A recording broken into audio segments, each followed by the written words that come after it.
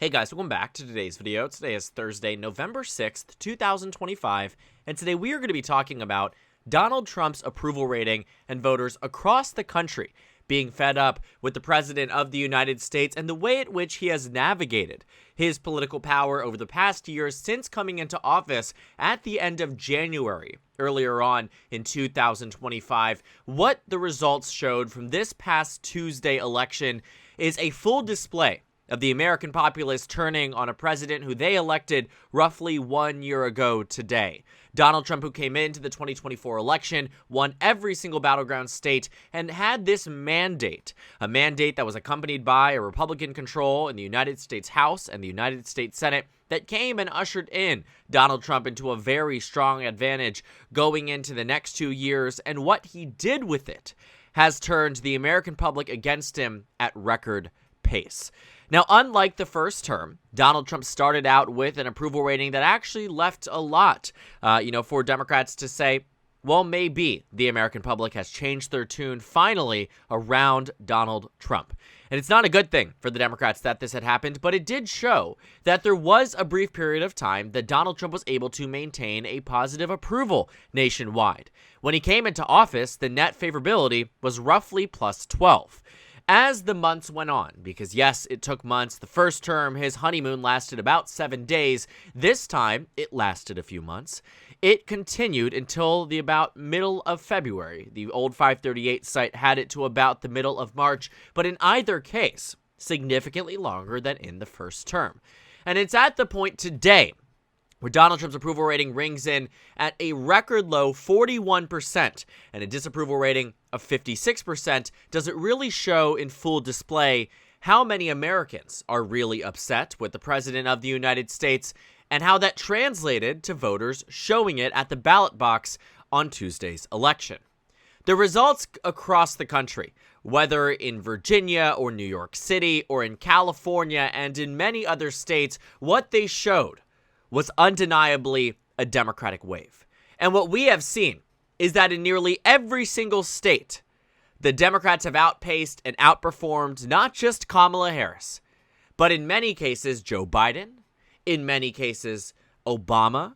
The margins here trounce that of any recent Democratic performance in the majority of contested races that Democrats are investing in. And the verdict? Voters have buyer's remorse. They regret their decision around the president because you don't find numbers like these unless you see a substantive portion of the American public who says, wait a second, let's take a step back. And what also is quite interesting is that these numbers on Donald Trump's approval rating are roughly similar to that of Donald Trump's first term. But at the end of his first term, 2 weeks after the January 6th insurrection, the public turned on him.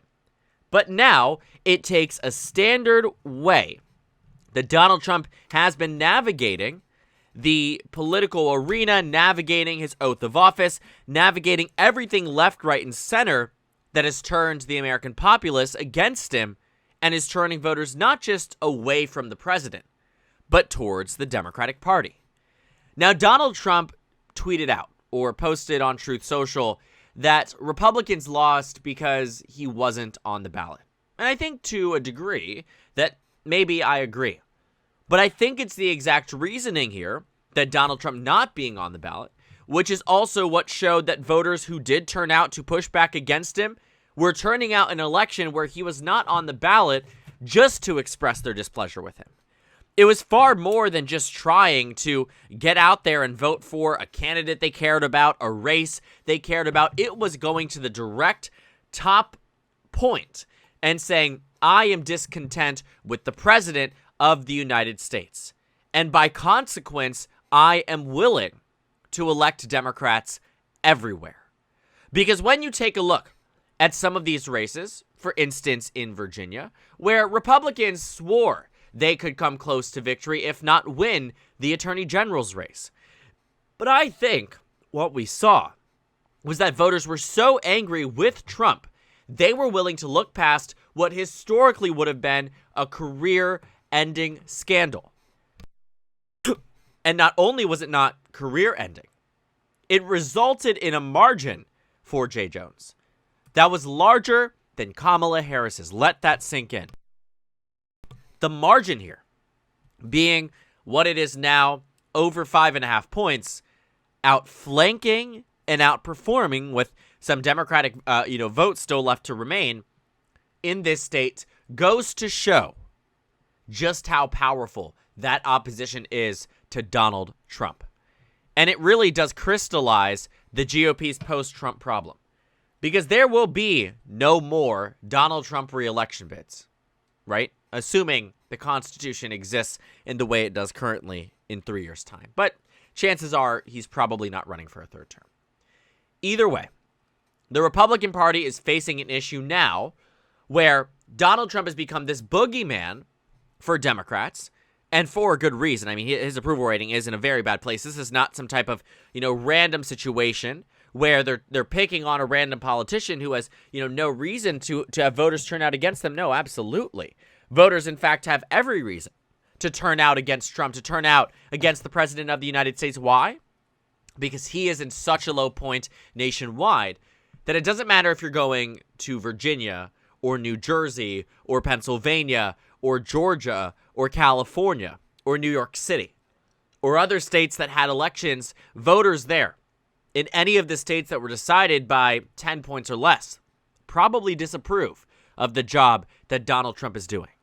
And just thinking about, what this anti-Trump sentiment can really mean, if the presidential election a year ago was held last night with the electorate that has been inspired and turned out against Donald Trump, the results would have looked like this. Kamala Harris would have won Wisconsin by 6 points. Michigan by 5.5. Pennsylvania by 6, right? North Carolina would have been blue. Georgia would have been blue. Arizona would have been blue. Nevada would have been blue. I mean, you would have been working with an environment where the national numbers here showed that Kamala Harris would have demolished Donald Trump nationwide with last or Tuesday night's electorate. And so what that means, in essence, is that those who turned out on the national stage and adjusting this based off all of the states that turned out and voted, they were so angry with Trump, they substantively reshaped what the electorate was, who was voting, how they were voting, who they were voting for. And it was all blue, blue, and blue. And you see this evidently, not just in Virginia, not just in New Jersey. I think a good example of a race where maybe there wasn't a top-line race to worry about. Maybe there wasn't, a governor's race that was at the top of the ticket, or California 4 years ago, a recall election, or a Senate race or a congressional race. Nope, it was a ballot referendum, a nameless one, with California Proposition 50, which, don't get me wrong, Democrats spent millions of dollars to pass and launched an onslaught of a PR campaign in favor of Prop 50. But at the end of the day, the fact is Prop 50 is set to pass by a larger margin than Kamala Harris's win in deep, deep blue California, coming in and showing that the result here is that voters are angry. And the reason I bring up California isn't just to tell you that the margin expands beyond Kamala Harris. I'm sure you've heard that in my videos as we've talked about the hypotheticals of Prop 50 and also just the reaction to it. But the reason I bring it up is because in the preliminary data, some of them, for instance, from Berkeley or Emerson or CBS News, that were correct in foretelling that California's Prop 50 would pass, and to some degree pass by a larger margin than that of Kamala Harris's support. When they asked the question about why voters are voting the way they are, CBS News has a great example. 75% of likely voters who said yes on Prop 50, of those 64% of California residents, millions upon millions of people, 75% say to oppose Donald Trump is their number one reason. Not to oppose national Republicans, which comes in at second place. A distant third is to support national Democrats. And the reason why that is significant is because what it shows very clearly is that Prop 50 and the yes vote passing is a direct product of a true opposition to the President of the United States. And not just seeing it in California, but New Jersey's governor race that 4 years ago was a sleeper race that was decided by 4 points, and this time the polls said it would be even closer. They were wrong. Mikey Sherrill won by 13 points, doubling that, over doubling that of Kamala Harris's margin in the state 1 year ago. The results are clear. And the verdict is in. In every single exit poll that you can find in these races, Virginia, California, New Jersey, and across the board, the issue and the reason why voters are the most motivated to get out and vote in favor of a Democratic candidate isn't because they believe that Democrats are X, Y, and Z. It's because they know that Republicans do what they do. They know that Donald Trump, if afforded representatives in a state legislature, governors in a state, propositions he'd seek to destroy, if he is afforded those things by the will of the voters, it will only continue to enable behavior that has Donald Trump at a record low approval rating. The American public is fed up. They are angry with the status of the United States, with the status of the Oval Office. They see what Donald Trump is doing, and they really don't like it. So when you look back onto the 2025 results, it is easier to say, to some degree, that not everything can circle back to the president. And I think that voters are looking for something more than candidates saying, I want to be different than Trump. But at the same time, of those who are the core Democratic-based constituency, when they are angry, when they are the most enthusiastic to vote, it is in response to a president who has one of the lowest approval ratings we have seen in recent memory. And that is saying something. And the fact he's doing it less than 1 year in, right after an election with no sign of change in behavior or change in approach to the final 3 years that he has in office, I think, is what shows that Republicans aren't just in a bad place because of what happened on Tuesday. But on every single election that takes place between now and the time he leaves office, he will be the boogeyman. He will be the negative factor. He will be the one that drives Democrats, not Republicans, to the ballot box. And Democrats will benefit electorally from it. And they will find that in cycle after cycle, the playbook that has been worked by the Democrats for 10 years now will continue to find itself in an even more powerful position now.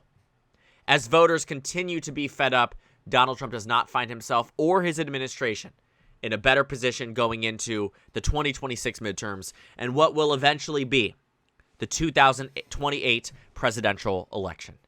Because that race has already begun. And the way that voters view Donald Trump is starting to become the way that they view J.D. Vance. And the way that they view Donald Trump has become already the way that they view the Republican Party. And that is why Democrats are able to do so well. That is why they can trounce Republicans in New Jersey and in Virginia and in California and in many other states across the country. Because this electorate is nothing like what it was in 2024. And Democrats have Donald Trump single-handedly to thank for that. Who, when we look at these numbers and we see how abysmal, how cataclysmic they are for an incumbent president, you can only help but think that a president must change their behavior. But knowing Donald Trump, knowing how he engages with the media, with voters, with members of his party and the opposition party, Donald Trump is clear in his approach to politics. He has no more elections left to run in. And by consequence, his party will suffer.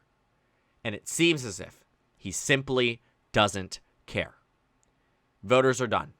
we will likely not see Donald Trump approved of positively, barring a national crisis, for the remainder of his time in office. And it is the Democrats who will benefit from that tremendously electorally.